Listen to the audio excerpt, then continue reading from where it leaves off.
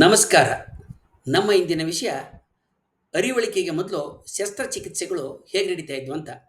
ಅಂದರೆ ಅನಿಸ್ಥೀಶಿಯಾವನ್ನು ವೈದ್ಯರು ಮತ್ತು ವಿಜ್ಞಾನಿಗಳು ಪರಿಚಯಿಸೋದಕ್ಕಿಂತ ಮುಂಚೆ ಶಸ್ತ್ರಚಿಕಿತ್ಸೆಗಳು ಹೇಗೆ ನಡೀತಾ ಇದ್ವು ಅನ್ನೋದು ಬಹಳ ಕುತೂಹಲಕರವಾದಂಥ ವಿಚಾರ.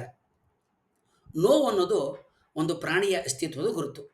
ನೋವಿಲ್ಲದೆ ಪೈಪೋಟಿ ಜಗತ್ತಿನಲ್ಲಿ ಯಾವುದೇ ಪ್ರಾಣಿ ಬದುಕಿ ಉಳಿಯೋದಕ್ಕೆ ಆಗೋದಿಲ್ಲ ಅನ್ನೋದು ನೈಸರ್ಗಿಕವಾದ ಸತ್ಯ. ನಮಗೆ ಮುಳ್ಳು ಚುಚ್ಚಿದಾಗ ಅಪಾರವಾದ ನೋವಾಗುತ್ತೆ. ಹಾಗೆಯೇ ದೇಹಕ್ಕೆ ಸಹಜವಾದಂಥ ಸ್ಥಿತಿಗಿಂತ ಬೇರೆ ಯಾವುದೇ ಸ್ಥಿತಿ ಕಾಣಿಸಿಕೊಂಡ್ರೂ ಕೂಡ ನೋವು ಉಂಟಾಗಿ ದೈಹಿಕ ಬಾಧೆ ಉಂಟಾಗುತ್ತೆ. ಈಗ ದೇಹದ ಭಾಗಗಳನ್ನ ಕತ್ತರಿಸಿ ಒಳಗಿರೋ ಅಂಗಗಳನ್ನು ಸರಿಪಡಿಸುವಂಥ ಶಸ್ತ್ರಚಿಕಿತ್ಸೆಯಲ್ಲಿ ಎಂತಹ ನೋವಾಗ್ಬೋದು ಅಂತ ನೀವು ಊಹೆ ಮಾಡಿಕೊಂಡು ನೋಡಬಹುದು. 16 ಅಕ್ಟೋಬರ್ 1846ರಂದು ಮ್ಯಾಸಾಚುಸೆಟ್ಸ್ ಜನರಲ್ ಹಾಸ್ಪಿಟಲ್ನಲ್ಲಿ ಆಧುನಿಕ ವೈದ್ಯಕೀಯಕ್ಕೆ ತಿರುವನ್ನು ತರುವಂಥ ಒಂದು ಅದ್ಭುತವಾದಂಥ ಒಂದು ಕ್ರಾಂತಿಕಾರಿಕ ಘಟನೆ ನಡೀತು. ಗಿಲ್ಬರ್ಟ್ ಅಬಾಟ್ ಅನ್ನುವ ರೋಗಿಗೆ ದವಡೆ ಕೆಳಗಡೆ ಒಂದು ಗಡ್ಡೆಯಾಗಿತ್ತು. ವಿಲಿಯಂ ಮೋರ್ಟನ್ ಅನ್ನುವ ಒಬ್ಬ ದಂತವೈದ್ಯ, ಸರ್ಜನ್ ಜಾನ್ ವಾರನ್ ಅನ್ನುವ ಇನ್ನೊಬ್ಬ ವೈದ್ಯ ಸೇರಿಕೊಂಡು ಇತಿಹಾಸದಲ್ಲಿ ಮೊದಲ ಬಾರಿಗೆ ವೈಜ್ಞಾನಿಕ ಆಧಾರಿತವಾದಂಥ ಅರಿವಳಿಕೆಯನ್ನು ಅದಕ್ಕೆ ಕೊಟ್ಟರು. ಅದಕ್ಕಾಗಿ ಅವರು ನೈಟ್ರಸ್ ಆಕ್ಸೈಡ್ನ ಬಳಕೆ ಮಾಡಿದರು. ನೋವಿಲ್ಲದೆ ಚಿಕಿತ್ಸೆ ಕೊಡುವ ಪ್ರಯತ್ನ ಬಹಳ ಪ್ರಾಚೀನವಾದ್ದು. ಸಾಮಾನ್ಯ ಚಿಕಿತ್ಸೆ ಪೂರ್ವ 3000 ವರ್ಷಗಳಷ್ಟು ಹಳೆಯ ಸುಮೇರಿಯನ್ ಬರಹಗಳಲ್ಲಿನೇ ನೋವು ನಿವಾರಣೆಗೆ ಅಫೀಮು, ಗಾಂಜಾ ಸೇರಿದಂತೆ ಮತ್ತು ಪರಿಚುವ ಕಳ್ಳು ಮತ್ತು ಗಿಡದ ರಸಗಳನ್ನ ರೋಗಿಗಳಿಗೆ ಕುಡಿಸ್ತಾ ಇದ್ದುದು ತಿಳಿದು ಬಂದಿದೆ. ಮೆದುಳಿನ ಮೇಲೆ ಪರಿಣಾಮ ಬೀರಿ ಸಂವೇದನೆ ತಗ್ಗಿಸುವ ಸಸ್ಯಗಳು ಬೆಳೆಯುವ ಪ್ರದೇಶಗಳಲ್ಲಿ ಇಂತಹ ಸಸ್ಯಗಳ ಉತ್ಪನ್ನಗಳು ಬಳಕೆಯಲ್ಲಿದ್ದವು. ಅವುಗಳಲ್ಲಿ ಅಫೀಮು, ಗಾಂಜಾ, ತತ್ವರ ಮುಂತಾದವು ಬಹಳ ಪ್ರಧಾನ ಪಾತ್ರವನ್ನು ವಹಿಸ್ತಾ ಇದ್ವು. 3ನೇ ಶತಮಾನದಲ್ಲಿ ಚೀನಾದಲ್ಲಿದ್ದ ಹುವಾತು ಎನ್ನುವ ಒಬ್ಬ ವೈದ್ಯ ಕಳ್ಳು ಮತ್ತು ಮರದ ತೊಗಟೆಗಳ ರಸವನ್ನು ಹಿಂಡಿ ನೋವು ನಿವಾರಕವಾಗಿ ಬಳಸ್ತಾ ಇದ್ದ. ಸುಶ್ರುತ ಮತ್ತು ಚರ್ಕ ಕೂಡ ಕೆಲವು ಮತ್ತೇರಿಸುವ ನೋವು ನಿವಾರಕಗಳ ಕುರಿತಾಗಿ ನಮಗೆ ಮಾಹಿತಿಯನ್ನು ಒದಗಿಸ್ತಾರೆ. 15ನೇ ಶತಮಾನದಲ್ಲಿ ಪ್ಯಾರಸೆಲ್ಸ್ ಹೆಸರಿನ ಒಬ್ಬ ವೈದ್ಯ ಹಲವು ಮತ್ತು ಪರಿಚುವ ಮದ್ದುಗಳ ಬಳಕೆ, ಅವುಗಳ ಪ್ರಯೋಗ ಮಾಡೋ ರೀತಿ ಬಗ್ಗೆ ಕುರಿತು ಚರ್ಚೆ ಮಾಡಿದ್ದ. 17ನೇ ಶತಮಾನದಲ್ಲಿ ಲಂಡನ್ ಫಾರ್ಮಕೋಪಿಯ ಅಫೀಮು, ಕೇಸರಿ, ಹಣ್ಣಿನ ಬೀಜಗಳ ಪುಡಿ ಮುಂತಾದ ಮತ್ತು ಬರೆಸುವಂತಹ ಸಸ್ಯಜನ್ಯ ಪದಾರ್ಥಗಳನ್ನ ಮಾತ್ರೆ ರೂಪದಲ್ಲಿ ಹೊರಗೆ ತಂತು. ಅಫೀಮು ಮತ್ತು ಮದ್ಯದ ಮಿಶ್ರಣವು ಕೂಡ ನೋವು ನಿವಾರಕವಾಗಿ ಬಳಕೆಯಲ್ಲಿತ್ತು. 10ನೇ ಶತಮಾನದಲ್ಲಿದ್ದ ಅವಿಸಿನೆಯ ತನ್ನ ಔಷಧಗಳ ಪುಸ್ತಕದಲ್ಲಿ ಬಾಯೊಳಗೆ ತೆಗೆದುಕೊಳ್ಳುವ ಬದಲು ಮೂಗಿನ ಮೂಲಕ ಉಸಿರಾಗಿ ತೆಗೆದುಕೊಳ್ಳುವಂಥ ಅರಿವಳಿಕೆಗಳು, ಅಂದರೆ ಮನುಷ್ಯನ ಪ್ರಜ್ಞೆ ತಪ್ಪಿಸುವ, ನೋವನ್ನು ಕಡಿಮೆ ಮಾಡುವ ಹಲವಾರು ರಾಸಾಯನಿಕಗಳ ಬಗ್ಗೆ ಹೇಳ್ತಾನೆ. ಸ್ಪಂಜಿನಲ್ಲಿ ಇಂತಹ ರಸಗಳನ್ನು ಅದ್ದಿ ಅವನ್ನ ಮೂಗಿಗೆ ಇಟ್ಟು ಮನುಷ್ಯನನ್ನು ಮೂರ್ಛೆ ಬಿಡಿಸ್ತಾ ಇದ್ರು. ಅವು ಒಂದು ರೀತಿಯಲ್ಲಿ ನೋವು ನಿವಾರಕನಂತೆ ಕೆಲಸ ಮಾಡ್ತಾ ಇದ್ವು. 12ನೇ ಶತಮಾನದಲ್ಲಿದ್ದ ಇಟಲಿಯ ಉಗೋ ಬೊರಗೋಗ್ನತ ವೈದ್ಯ ಮೂಗಿನ ಮೂಲಕ ತೆಗೆದುಕೊಂಡು ಎಚ್ಚರ ತಪ್ಪಿಸುವ ಅರಿವಳಿಕೆಯ ದ್ರಾವಣಗಳನ್ನ ಸುಧಾರಣೆ ಮಾಡಿದ. ಆತ ಮೂರ್ಛೆ ಹೋದಂತಹ ಅಥವಾ ಎಚ್ಚರ ತಪ್ಪಿದ ರೋಗಿ ನೆಪ್ಸೋದಕ್ಕೆ ವಿನೇಗರ್ ದ್ರಾವಣವನ್ನು ರೋಗಿಗೆ ಮೂಸೋದಕ್ಕೆ ಕೊಡ್ತಾ ಇದ್ರು. ಈ ವಿಧಾನ ಮುಂದೆ 300 ವರ್ಷಗಳ ದೀರ್ಘಕಾಲ ಕೂಡ ಬಳಕೆಯಲ್ಲಿತ್ತು. ಇದು ಶಸ್ತ್ರಚಿಕಿತ್ಸೆಗೆ ಸರಿಯಾದ ವಿಧಾನ ಆಗಿರಲಿಲ್ಲ.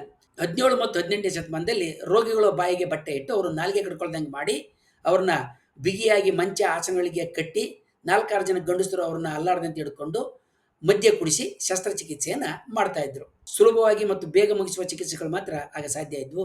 ವೈದ್ಯನಿಗೆ ಹೆಚ್ಚಿನ ಸಮಯ ಇರ್ತಾ ಇರಲಿಲ್ಲ. ಆದ್ದರಿಂದ ಆತ ಸರಿಯಾಗಿ ಶಸ್ತ್ರಚಿಕಿತ್ಸೆ ಮಾಡೋದಕ್ಕೆ ಆಗ್ತಾ ಇರಲಿಲ್ಲ. 1804ರಲ್ಲಿ ಜಪಾನ್ನಲ್ಲಿದ್ದ ವೈದ್ಯ ಶಿಯಿಶೋ ಹಸಾವೋಕ ಅನ್ನತ ಮೊದಲನೇ ಬಾರಿಗೆ ಆಧುನಿಕ ಅರಿವಳಿಕೆಯನ್ನು ಪ್ರಯೋಗ ಮಾಡಿದ.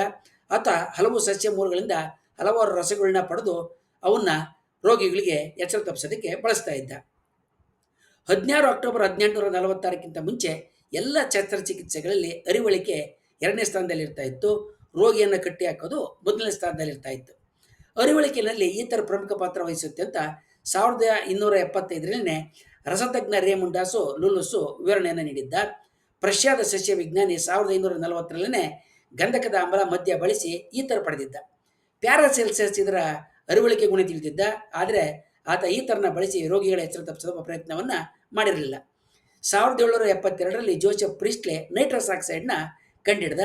ಹಂಫ್ರಿ ಡೇವಿ ಅದರ ಅರಿವಳಿಕೆ ಗುಣಗಳನ್ನ ಪತ್ತೆ ಹಚ್ಚಿದ. ಅಂದರೆ ನೈಟ್ರಸ್ ಆಕ್ಸೈಡು ಮನುಷ್ಯರ ಪ್ರಜ್ಞೆಯನ್ನು, ಪ್ರಾಣಿಗಳ ಪ್ರಜ್ಞೆಯನ್ನು ತಪ್ಪಿಸುತ್ತೆ ಅಂತ ಮೊದಲೇ ಸಲ ಗುರುತಿಡಿದ. 1845ರಲ್ಲಿ ಹೊರೇಸ್ ವೆಲ್ಸ್ ಜನರಲ್ ಹಾಸ್ಪಿಟಲ್ನಲ್ಲಿ ಅರಿವಳಿಕೆಯಾಗಿ ಈ ಥರನ ಬಳಸ್ತಕ್ಕಂಥ ಮೊದಲೇ ಪ್ರಯತ್ನ ಮಾಡಿದೆ. ಆದರೆ ಪ್ರಯತ್ನ ವಿಫಲವಾಯಿತು. 1831ರಲ್ಲಿ ಅಮೆರಿಕ ಸಂಯುಕ್ತ ಸಂಸ್ಥಾನಗಳಲ್ಲಿ ಸ್ಯಾಮ್ಯುಯಲ್ ಗುತ್ರಿಚ್ ಮತ್ತು ಫ್ರಾನ್ಸ್ನಲ್ಲಿ ಯೂಜಿನ್ ಸೋಬೇರಿಯನ್ ಅವರು ಸ್ವತಂತ್ರ ಮತ್ತು ಒಂದೇ ಕಾಲದಲ್ಲಿ ಕ್ಲೋರೋಫಾರನ್ನು ತಯಾರಿಸಿದರು. ಹೆಚ್ಚಿನ ಪ್ರಮಾಣದ ಕ್ಲೋರೋಫಾರ್ಮಿಂದ ಸಾವುಂಟಾಗುತ್ತೆ. ಅದನ್ನು ನಿಯಂತ್ರಣ ಮಾಡಿಕೊಟ್ರೆ ರೋಗಿ ಎಚ್ಚರ ತಪ್ಪುತ್ತಾನೆ. ಆವಾಗ ಅದಕ್ಕೆ ಶಸ್ತ್ರಚಿಕಿತ್ಸೆ ಮಾಡ್ಬೋದು ಮತ್ತು ಎಬ್ಬಿಸ್ಬೋದು ಅಂತ ಗೊತ್ತಾಯಿತು. 1865ರಿಂದ 1920ರ ಅವಧಿಯಲ್ಲಿ UK ಮತ್ತು ಜರ್ಮನಿಯಲ್ಲಿ ಕ್ಲೋರೋಫಾರ್ಮ್ ಬಳಕೆ ವ್ಯಾಪಕವಾಗಿ ಜಾರಿಗೆ ಬಂತು. ಸ್ಥಳೀಯ ಅರಿವಳಿಕೆಯನ್ನು 16-17 ಶತಮಾನದಲ್ಲಿ ಮುಂಜು ಮತ್ತು ಹಿಮಡಿಗಳ ಕಟ್ಟಿ ಸಾಧಿಸ್ತಾ ಇದ್ದರು. ಅಂದರೆ ಗಾಯವಾದ ಜಾಗದಲ್ಲಿ ಮುಂಜು ಅಥವಾ ಹಿಮಗಡ್ಡೆನಿಟ್ಟು ಅದನ್ನು ತಂಪುಗೊಳಿಸಿ ನಂತರ ಅದನ್ನು ನೋವು ಕಾಣದಂತೆ ಮಾಡ್ತಾಯಿದ್ರು. 1766ರಲ್ಲಿ ಫ್ರಾನ್ಸ್ ಆಂಟೋನೋ ಮೆಸ್ಮರ್ ಅನ್ನತ ಮೆಸ್ಮರಿಸಮ್ ಅನ್ನೋ ಒಂದು ವಿಧಾನವನ್ನು ತಗೊಂಡು ಬಂದ. ಈ ವಿಧಾನದಲ್ಲಿ ರೋಗಿಯನ್ನು ಒಂದು ರೀತಿ ಸಂಮೋಹನೆಗೆ ಒಳಪಡಿಸಿ ಅದನಿಗೆ ಶಸ್ತ್ರಚಿಕಿತ್ಸೆ ಮಾಡ್ತಕ್ಕಂಥ ಪ್ರಯತ್ನ ಮಾಡಿದ. ಇದು ಅಂತಹ ಯಶಸ್ಸನ್ನು ಕಾಣಲಿಲ್ಲ. 1656ರಲ್ಲಿ ಕ್ರಿಸ್ಟೋಫರ್ ರೆನ್ನು ಮತ್ತು ರಾಬರ್ಟ್ ಬಾಯ್ಲನ್ನ ಇಬ್ಬರು ನಾಯಿಗೆ ಚುಚ್ಚುಮದ್ದು ಮೂಲಕ ಅಫೀಮನ ರಸವನ್ನು ತುಂಬಿ ಅದನ್ನು ಎಚ್ಚರ ತಪ್ಪಿಸಿದ್ರು. ಮುಂದೆ ಮಾರ್ಫಿನನ್ನು ಬಳಸಿ ಕೂಡ ಅವರು ಪ್ರಾಣಿಗಳ ಮತ್ತು ಮನುಷ್ಯರ ಎಚ್ಚರ ತಪ್ಪಿಸೋದನ್ನು ಜಾರಿಗೆ ತಂದರು.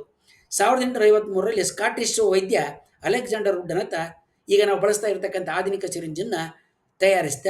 ಅದು ಬಹಳ ಯಶಸ್ವಿಯಾಗಿ ಮನುಷ್ಯರ ದೇಹದೊಳಗೆ ದ್ರಾವಣಗಳನ್ನ ಸೇರಿಸೋದಕ್ಕೆ ನೆರವಾಗ್ತು. 1847ರಲ್ಲಿ ಈ ಥರನ ಕೊಟ್ಟು ಕುತ್ತಿಗೆ ಕೆಳಗಿದ್ದ ಗಂಟನ್ನು ಕೂಡ ವೈದ್ಯರು ತೆಗೆದಿದ್ರು. ಆದರೆ ಎಲ್ಲ ವೈದ್ಯರು ಅರಿವಳಿಕೆಯನ್ನು ಕೊಡುವುದನ್ನು ಒಪ್ಪಿರಲಿಲ್ಲ. ಅದಕ್ಕೆ ಅವ್ರದ್ದೇ ಆದಂಥ ಬೇರೆ ಬೇರೆ ಕಾರಣಗಳಿದ್ವು.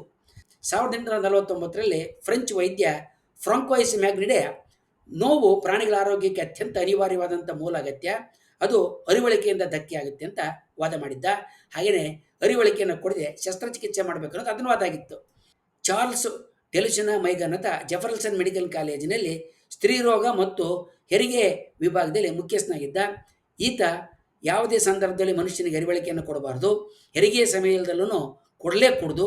ಹೆರಿಗೆ ಅಂತಕ್ಕಂಥದ್ದು ಒಂದು ಸಹಜವಾದ ದೈವಿಕ ನೋವು, ಅದನ್ನು ನಿವಾರಿಸ್ತಕ್ಕಂಥದ್ದು ನಾವು ಮಾಡ್ತಕ್ಕಂಥ ಮಹಾನ್ ಅಪರಾಧ ಅಂತ ಆತ ವಾದ ಮಾಡ್ತಾ ಇದ್ದ.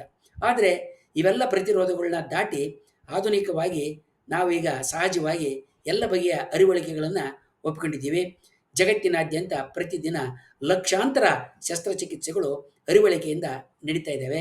ಒಂದು ಕಾಲದಲ್ಲಿ ಸಂಶಯಕ್ಕೆ ಒಳಗಾಗಿದ್ದು, ನಿಷಿದ್ಧ ಅನಿಸಿದ್ದು, ಬೇಡ ಅನಿಸಿದ್ದು ಮುಂದಿನ ಕಾಲದಲ್ಲಿ ಬದಲಾವಣೆಗಳಾಗಿ ಸಹಜ ಮತ್ತು ನೈಜ ಅನಿಸೋದು ಸಾಧಾರಣ ಸಂಗತಿಯಾಗಿ ನಮಗೆ ಮಾನವ ಚರಿತ್ರೆಯಲ್ಲಿ ಕಾಣಿಸ್ಕೊಳ್ಳುತ್ತೆ.